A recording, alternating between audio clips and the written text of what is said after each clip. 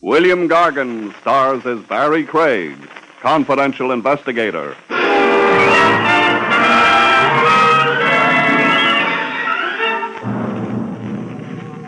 Murderers rarely have many friends. People can't keep up with them. You see, folks, they set such a killing pace.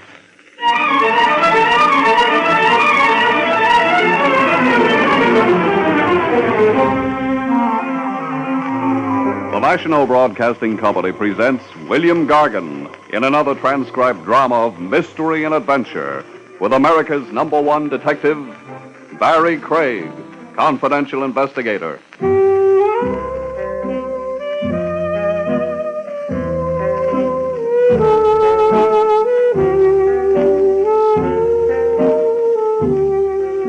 Barrie Craig speaking. In my business, a guy doesn't have many friends. We know too much about people. The wrong kind of things and maybe the wrong kind of people. Or are there any different kinds? I wouldn't know the answer to that one. But after time enough and jobs enough, about the only thing the investigator can be sure is clean is his license, if he keeps it under glass. The hours are lousy, too. Hello, Willie.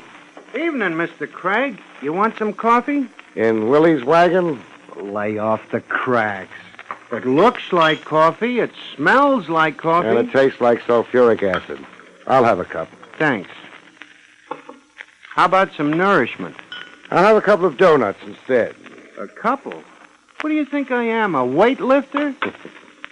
Just watch your teeth working on them. Hey, you on a job? No. Well, then what's keeping you up this late? Your coffee, mostly. You didn't have any before you walked in here. I can dream, can't I? Besides... Yeah? I felt like company. Private eye gets tired of his own thoughts pretty quick. Why don't you quit thinking? I did half a dozen years ago. I've been a happy man since. Business. What'll it be, Bud? Does it have to be anything? I seen one of those before. Back up. Against the wall, huh? Sure. Hold it, Craig. The personal touch? Just sit there. Work on your donuts and coffee. I eat just as well without a gun. That's to keep you quiet, not stimulate your appetite. Thanks for explaining. Why do I have to be quiet? I want it that way. Uh-huh. Is Keep Craig Quiet Week? Yeah. I just passed the resolution. In a little while, I'm going to get sleepy. Don't let it bother you. My point is, do I have to be quiet only in Willie's wagon, or can I go be quiet at home? Craig. Yeah? I tried for you at your office first. The elevator man told me you'd probably be here. Jake's a prophet. Anybody else comes calling for you, the elevator man will tell him the same thing. You make it sound like a procession visiting Craig at midnight. Business isn't that good. Not a procession. One customer. You could give him a name? Sure. And when he gets here, what happens? I discourage him about consulting you. You reason with him? I discourage him. Hey, Bud, how about me sitting down? You got a seat back at the counter? No, but there's one in the kitchen. Also a telephone? I ain't checked recent. Keep leaning against the wall. This customer of mine, suppose he looks in here before he pushes the door open. So? He'll spot you. That's all right. Look, if I'm going to stay awake, I'll need more coffee. You. Yeah? Mr. Craig wants some more coffee. Okay. There's your coffee, Mr. Craig. Thanks.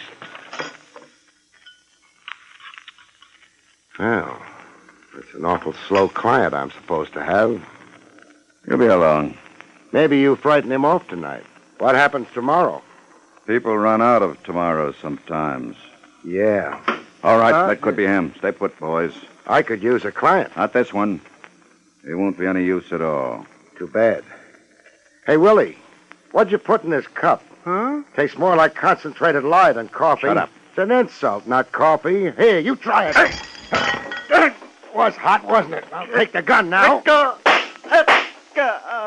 What the? Those shots came from the door. Yeah. Car took the corner on a couple of wheels. Couldn't spot the license. That guy's bleeding all over the floor. Yeah. No. He'll stop in a little while, Willie. No more blood. Yeah? Yeah, his heart isn't pumping it anymore.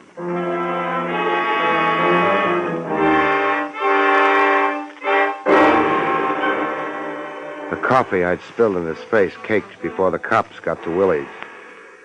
It made him look very untidy. The deceased's name was John Largo, Mr. Craig. Thanks for telling me, Lieutenant Rogers. It would appear he was an executive from St. Louis. You mean executioner? A little early for indulging in theory, Barrie. Not theory. The guy announced his job. The announcement was perhaps ambiguous. Largo was versatile. The numbers, jewels, slot machines. Okay, Trav. I know about a police officer's keeping his mind open. Must be drafty, though. Barrie, Yeah? according to your report, Largo intended to discourage a client of yours. That's right. Which client? A client who hadn't hired me yet. But who had indicated he might. Trav, all these questions will maybe look good on a report, but I've told you all I know. I'm not happy about it. Well, maybe if I'd gone to college like you, I'd know more. The way it is... Now, you mustn't hold that college degree against me, Barrie. I forgive you. Any psychiatrist will tell you it was my mother's fault. But I've got to bring something in for the captain. Isn't a fresh corpse enough?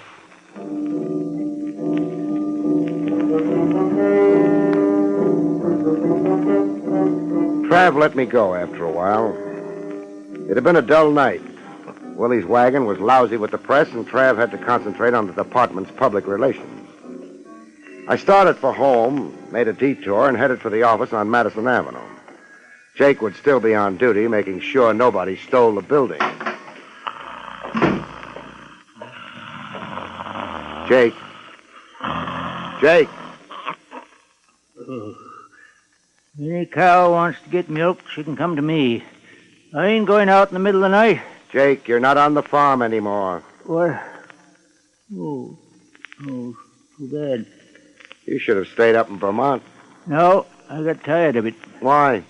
Too close to New Hampshire. I've been kind of expecting you. Yeah, I noticed your wide eyes. Jake, a little over an hour ago, a small, fair-haired man was here asking for me. Yeah, I remember him. I told him you was out getting poisoned over at Willie's. Did he find you? He found me.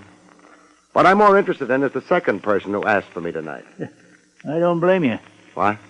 I said I don't blame you. Must be your Vermont accent. Never mind blaming. That second person was a client. I know that. That client of mine, from the looks of things, committed murder a half hour ago. Your office must be getting pretty crowded. My office? Jake, didn't you tell my client where I was? Client didn't ask. Preferred to wait in your office. In my...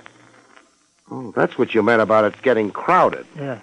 But the murder didn't take place in my office. Not the one I'm talking about, anyway. That's nice.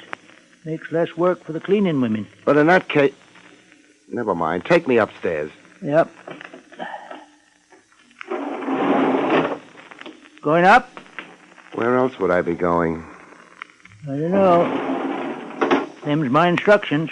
Always ask the passenger which direction he's going. Jake, what kind of a man was he? Who's that? The one up in my office. Well, up in Vermont, we wouldn't call him a man. You wouldn't? No, What would you call him? a girl.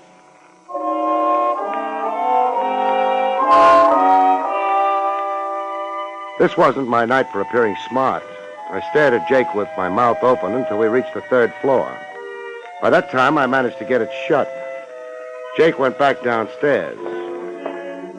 I went down the hall to my office and went in. And discovered that we'd call her a girl in New York, too. Mr. Craig? Yeah? Sorry I kept you waiting. Oh, that's all right. After all, you didn't know I was waiting for you, did you? I guess I didn't. Well, I was. You had an idea about hiring me? Actually, it was my brother's idea. I see. Oh, that is, I'm Sally Marlin. My brother is Donald Marlin. It figures. You're laughing at me? No. I wouldn't like you to, even though I'm not doing this very well. Exactly what are you doing? Oh, explaining. Donald's in trouble. The world isn't doing too well either. Are you trying to make me angry? Yeah. Why? Maybe you'll get around to telling me why you're here. My brother Donald has been in trouble ever since he came back. He thought perhaps he might hire a good private detective who would help him. And for some reason that I can't understand, he decided to hire you. Thanks. Then why didn't he come here? He was afraid to leave the house. He sent you instead? Yes. What kind of trouble is he in? Well, the kind of trouble where he might get murdered. Usually a man in that kind of trouble goes to the cops. Donald can't. Why not? Well, he doesn't want to get into the papers. Things like that. He's shy? Mm-hmm. Good night, Miss Marlin. When it comes to protection, a private eye can't come within a couple of light years of the cops. Nobody afraid of being killed was ever that shy. Well, I'm sorry. It's because of the purple cow. The one nobody's ever seen? Oh, no. No, this one is a little statue of a cow made out of purple glass. How much is it worth? Well, it's kind of an antique, and... Your brother has it, but neglected to get legal title to it? Something like that. That's why he can't go to the police. I'll have to see him. Oh, of course. We live at 39 Barchester. 39 Barchester. Mm-hmm. Donald gave me some money to... Well, I guess it's called a retainer. Uh-huh. $200. We'll consider it a retainer. I guess it's too late tonight for you to see Donald, but the first thing in the morning, Mr. Craig? The first thing in the morning. Then, good night. Good night. Miss Marlin.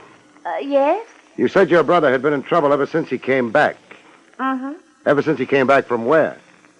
Why, St. Louis, Mr. Craig. St. Louis.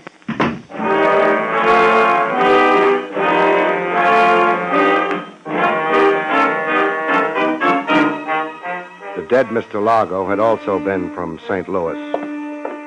I crossed to the door and opened it. Sally Marlin was waiting for the elevator.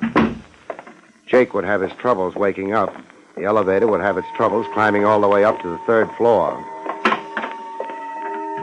I used the back stairs. By the time Sally Marlin would make it to the lobby and the street, I ought to be ready for her. In my car, halfway down the block. I was. She used a cab. And we went riding.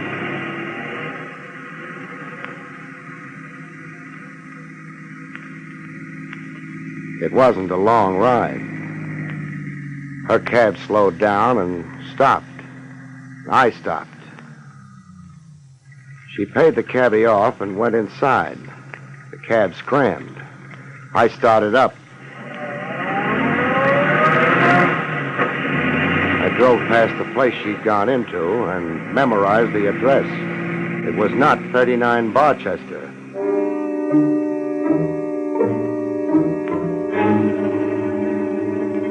"39 Barchester was way over on the west side of town. Maybe Sally Marlin had stopped off at the other address for a drink. You can get drinks at the Club 44, not to mention a ringside seat at a roulette game, a hand at poker, or a thug for hire. Maybe Sally Marlin had been thirsty. I didn't stop at 39. The man in a creased hat and a bulging overcoat was trying too much to look like the local scenery. I cut around the block and wondered. There'd be an alley leading to the back of 39 Barchester. There was.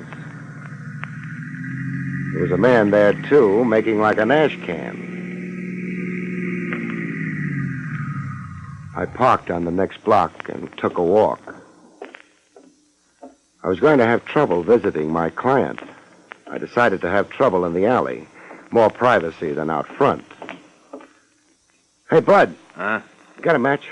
Sure. Thanks. Forget it. How's life among the ash cans? Huh? Kind of cold, isn't it? It ain't warm. You'll be glad to get back to the club. No, I ain't kidding. Well, what are you waiting for? Cochran sent you? What do you think? Yeah, but he didn't say nothing about pulling me out of here. Hey, wait a minute. I seen you before. Is that supposed to be a big surprise? I seen you before. Your name's Craig. Word gets around. You're a dick, a private dick. Says confidential investigator on my door. You don't need a gun. Keep your hand away from... Wise guy, Not tonight, you won't.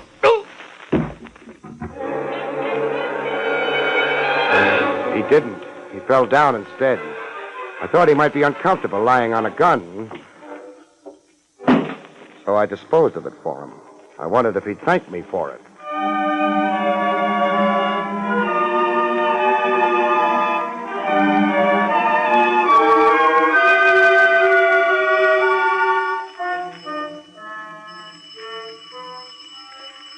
Who's there? Craig. Say it again. Craig. You want me to wake the neighbors? Listen. Open the door slow. I want your hands in front of you and clean when I do. Okay. Otherwise, I start shooting. Hold it. Yeah. Come in. Thanks. I have to be careful. Sure. Sit down. Thanks. Man with a purple cow can't be too careful. What's a purple cow supposed to be? Something you find in St. Louis, the way I heard it.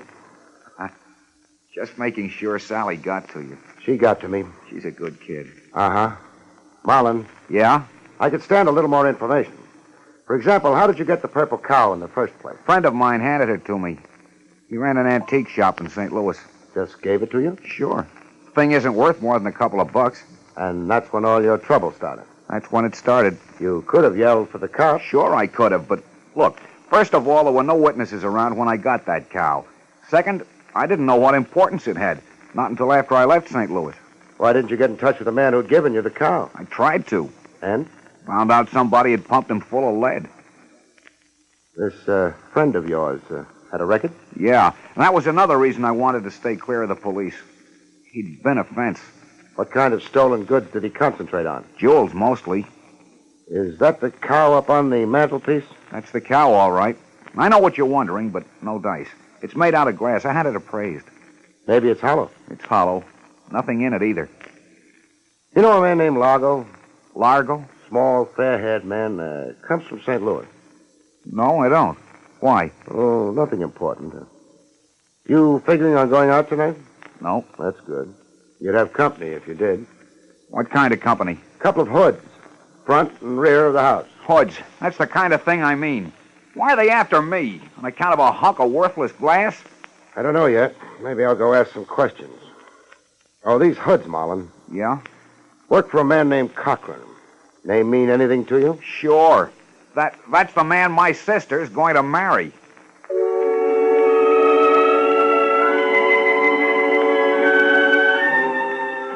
I used the front door. The mug in the alley might be resentful. I had no time to sue them. I had a headache. I wanted to go home and kill a couple of beers and sleep. Marlin was safe for the night. So was the cow. No reason why I shouldn't go home. Maybe that's why I didn't go home.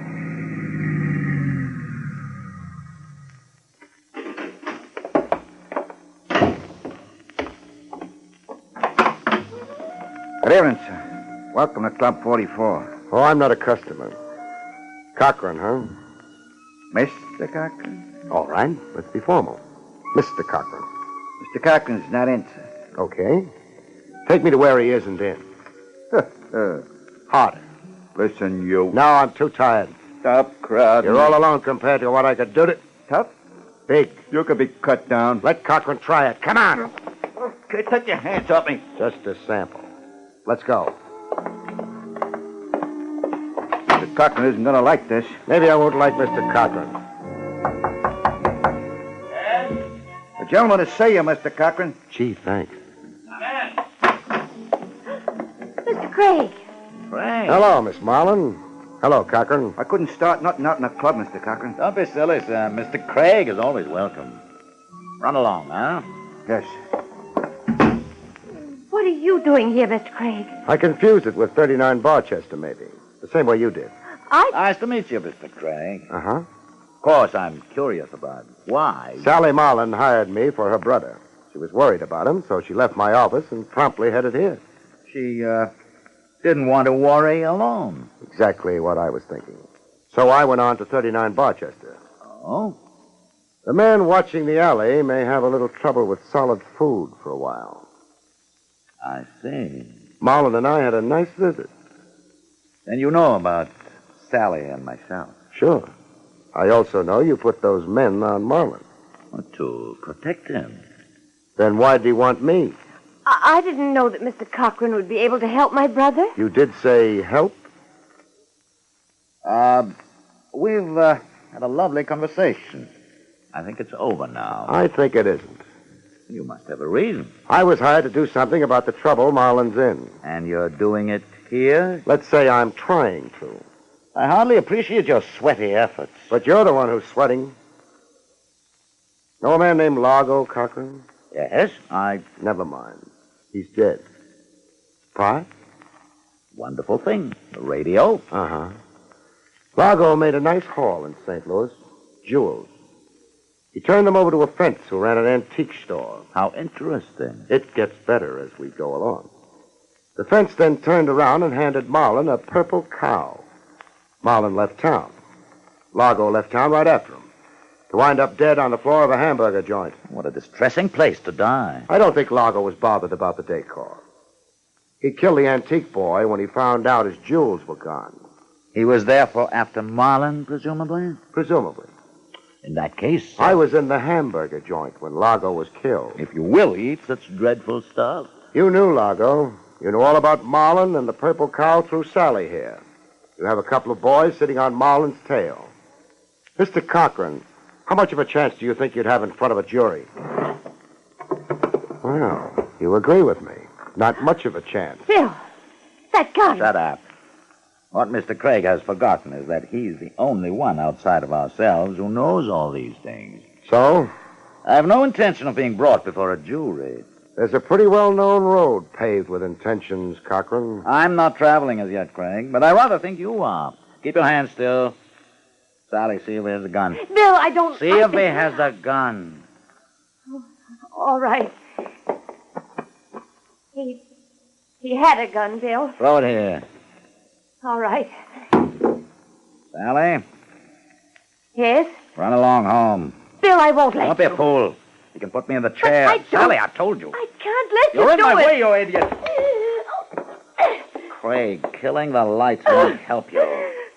You've no gun, Craig. Be still, I can't hear. My arm! I don't twist arms for fun. Grab it! Grab it! All right. Thanks. The lights, Sally. Yes, I'll put them on. The thing to do in the dark is keep quiet, Cochran, then nobody knows where you are. I'll know better next time. Sure, if there is a next time. Speak up, Cochran. I'll feed you the answers if it's your boys. Who? Who's there? Lieutenant Rogers, homicide. What do you know? Come in, Trav. Oh, Lieutenant Rogers, and hello, Marlin. Hello. Donald. I decided to yell for help to the cops. About time, too. After you left me, Craig, I began to worry. About those men watching the house, keeping me tied up, waiting. Now, take it easy. I'm all right. I worried about you, too. I knew you were coming here. Thanks. And about Sally. I didn't want her to commit herself. This is ridiculous. What is, Cochran? The insinuation that I killed Largo. That why Craig was holding a gun on you? He thought he was mistaken. Barrie? He might have killed me, Trav.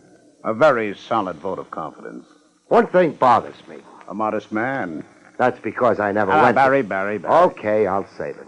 The thing that bothers me is, how did Largo find out Marlin was going to hire me? Seems like a fair question. Would anyone here like to answer it? Maybe we can throw a couple of possibilities out. Marlin wouldn't have told Largo for a lot of reasons. Among them, the fact that Largo was gunning for him. Marlin, therefore, didn't. Would Sally? I never even knew this Largo. A reasonable reply. You're accepting it, Barrie? Uh-huh. That leaves us Now, with... wait. Perhaps I did tell Largo something about it. You found out through Sally? That's true. Oh, Bill. I'm sorry, darling, but you see, I've known Largo for a long time. When Largo told me he was after your brother, I thought perhaps I might discourage him. It's an explanation. You like it, Barrie? Not much. Cochran told Largo because he hoped Largo would kill Marlin. Oh, no. Only reason it means anything. Then Cochran might inherit the purple cow. But the purple cow is worthless. Now, that can wait till later. Sally, you told your brother that you'd mentioned the business of hiring me to Cochran. Well, I guess so. I demand a lawyer. You'll get one, and a jury. You know something, Trav? Something like what? Cochran was right when he said it was ridiculous. When he said what was ridiculous? That he killed Largo. Oh? Because he didn't. Well, this is a fine time to tell me. Who did? The person who understood my last question to Sally. The person who's making a beeline for the desk with a gun on it. Oh! You mean it was... Sure. Your brother, Mr. Donald Marlin.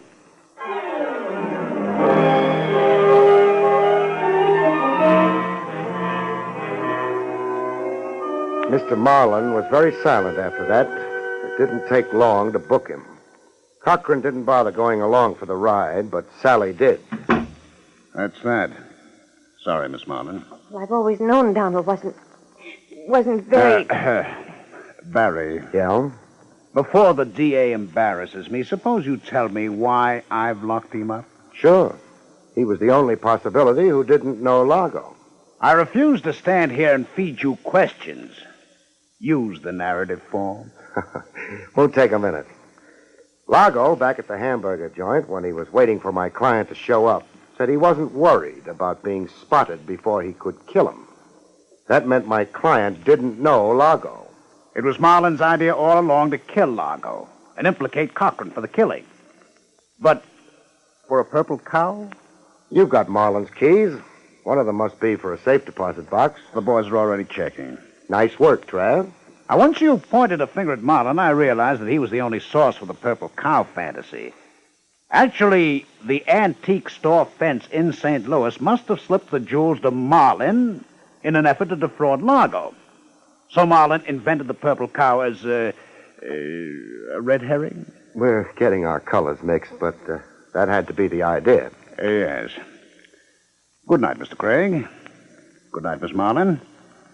I can't think of a last line. Well, I can't either, but... Oh, you've been sweet, Mr. Craig.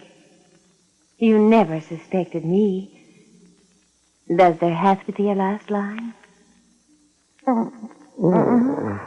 No.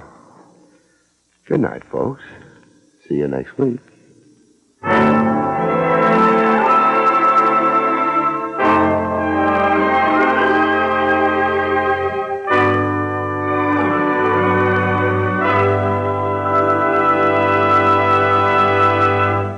You have been listening to William Gargan in another exciting transcribed mystery drama from the Adventures of Barrie Craig, confidential investigator.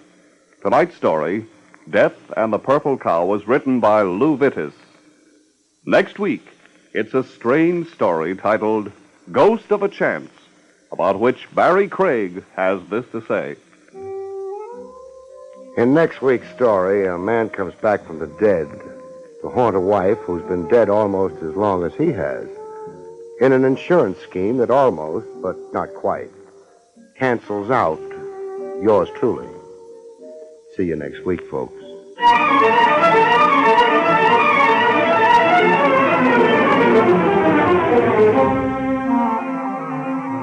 Featured in the role of Sally was Arlene Blackburn. Barrie Craig, starring William Gargan, was under the direction of Hyman Brown. This is Don Pardo speaking.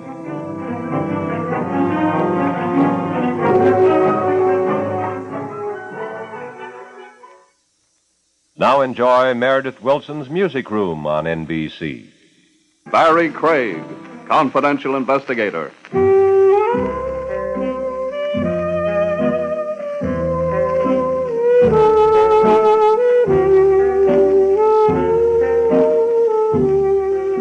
Barrie Craig speaking. In my business, a guy doesn't have many friends. We know too much about people. the wrong kind of things and maybe the wrong kind of people. Or are there any different kinds? I wouldn't know the answer to that one. But after time enough and jobs enough, about the only thing the investigator can be sure is clean is his license. Or coffee, mostly.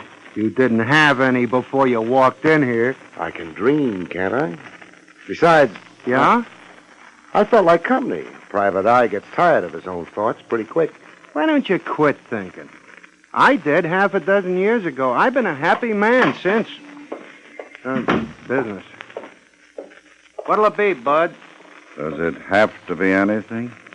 I seen one of those before. Back up. Against the wall, huh? Sure. Hold it, Craig. The personal touch? Just sit there. Work on your donuts and coffee. I eat just as well without a gun. That's to keep you quiet, not stimulate your appetite. Thanks for explaining. Why do I have to be quiet? I want it that way. Uh-huh. This Keep Craig Quiet week? Yeah. I just passed the resolution. In a little while, I'm going to get sleepy. Don't let it bother you. My point is, do I have to be quiet only in Willie's wagon, or can I go be quiet at home? Craig. Yeah? I tried for you at your office first. The elevator man told me you'd probably be here. Jake's a prophet. Anybody else comes calling for you, the elevator man will tell him the same thing. You make it sound like a procession visiting Craig at midnight. Business isn't that good. William Gargan stars as Barrie Craig, confidential investigator.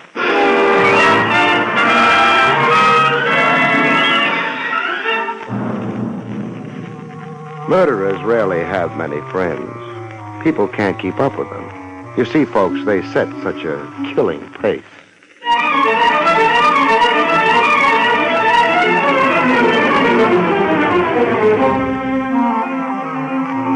The National Broadcasting Company presents William Gargan in another transcribed drama of mystery and adventure with America's #1 detective. If he keeps it under glass. The hours are lousy, too. Hello, Willie. Evening, Mr. Craig. You want some coffee? In Willie's wagon? Lay off the cracks. It looks like coffee. It smells like coffee. And it tastes like sulfuric acid. I'll have a cup. Thanks. How about some nourishment? I'll have a couple of donuts instead. A couple? What do you think I am, a weightlifter? Just watch your teeth working on them. Hey, you on a job? No. Well, then what's keeping you up this late?